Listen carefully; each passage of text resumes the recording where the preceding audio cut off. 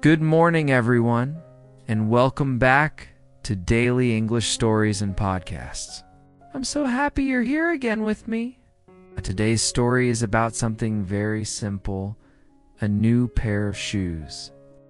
But as always, the simple things have a way of reminding us what really matters in life. It started on a quiet Saturday morning. The sun had just risen, and soft light was slipping through the curtains in my room. The air was cool, the kind that makes you want to open all the windows and let it in. I was cleaning my closet, something I only do when I feel like resetting my mind. Old shirts, books, jackets, a few things I hadn't touched in years. And then there they were, my old running shoes. They were sitting at the back of the shelf, covered in a thin layer of dust. The white now turned pale gray, the soles almost flat. When I picked them up, a little puff of dust rose into the air, and a faint smell of grass and rain came back, the kind of smell that doesn't belong to a closet, but to memories. Those shoes had been with me for years. They'd seen long walks, late-night runs, and even that one unexpected storm where I had to walk home drenched but laughing. They had been part of so many little adventures that seeing them again felt like meeting an old friend. But their time was over. One of the laces was torn, and the sole had a tiny hole near the front. Still, I couldn't throw them away. It felt wrong, like saying goodbye to a piece of my youth. I sat down for a minute, holding them in my hands. And I thought, maybe it's time for something new. Not to replace the old memories, but to start walking toward new ones. So that afternoon, I decided to buy a new pair of shoes. The shoe store I went to wasn't fancy. It was a small family shop tucked between a coffee stall and a stationery store. There was a little bell above the door that rang softly when I walked in.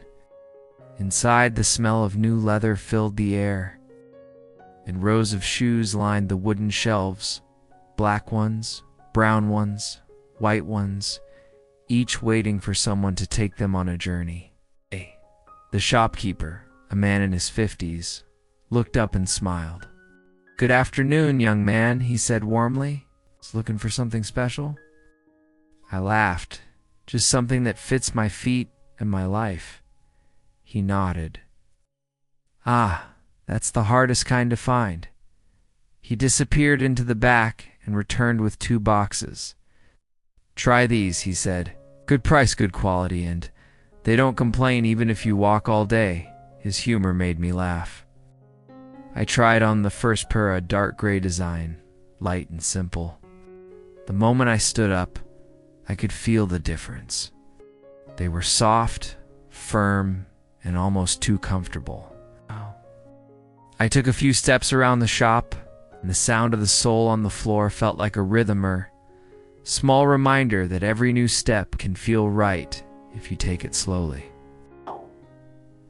As I paid, the shopkeeper said something I'll never forget. "You know," he said, "shoes are strange friends. They go everywhere with you, but they never talk. Still, they know exactly where you've been."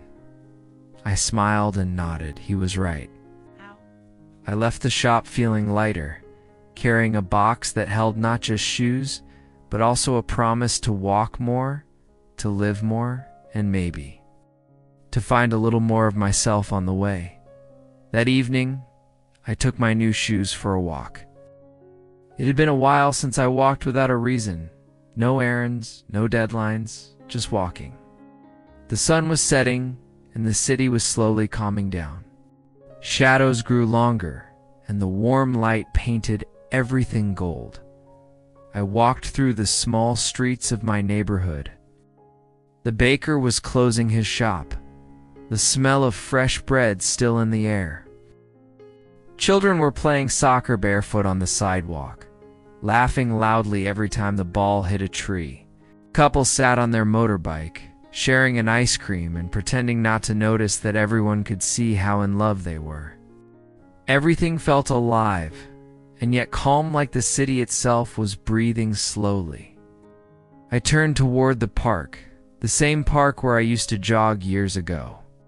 The trees had grown taller, the benches older, but the feeling was the same, a small piece of green in the middle of a busy city. As I walked past the pond, I saw a father teaching his son how to ride a bicycle. The boy's legs wobbled, and his face showed that mix of fear and excitement that only kids have. "Don't let go, Dad," he shouted. His father laughed. "I won't. I'm right behind you."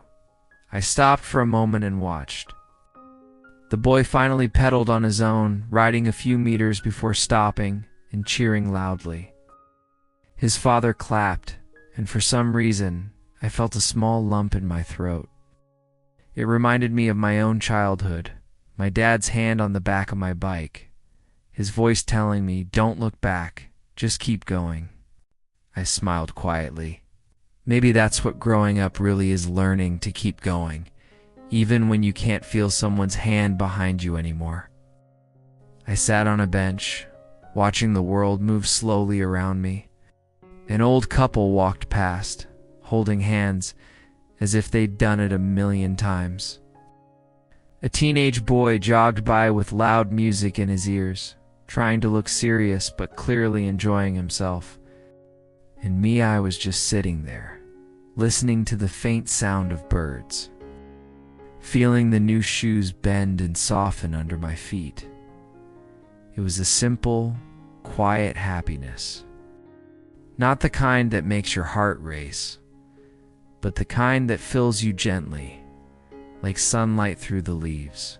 As I got up to go home, I took a longer route past the small noodle stall, past the bridge that crosses the river and into a street I hadn't walked in years. The new shoes squeaked slightly with every step, as if introducing themselves to the ground. Halfway down the road, a small boy called out, "Hey, Uncle, nice shoes." I turned and laughed. "Thanks, they're brand new." He nodded seriously and said, "They look fast." Then he showed me his own teeny red sneakers with lightning bolts on the sides. "Mine are fast too," he said proudly. I smiled and replied, "I bet they are." "Don't ever stop running, kid." He laughed and ran off, leaving me standing there grinning like a fool. When I got home, I took off the shoes and looked at them. They weren't shiny anymore. A bit of dust on the sides, a small scratch near the heel. But they had already walked through laughter, memories, and quiet thoughts. They had already started their story. Next to them, on the floor, were my old shoes, tired, silent, and full of history. For a moment, I thought about how life moves in circles. We start fresh, we wear things down, we move forward again, not to forget the past, but to carry it in a new way. I picked up the old pair, wiped the dust gently, and put them back in the closet, not to throw away, but to rest. They had done their job. And now, it was time for the new ones to take me somewhere else. Thank you for listening to my story today. Maybe you also have something old, a book, a shirt, or a pair of shoes that reminds you of who you used to be. Ow. Don't throw it away too quickly. Let it rest, and when you're ready, start walking again in new shoes, but with the same heart. See you next time for another warm and true story on Daily English Stories and Podcasts.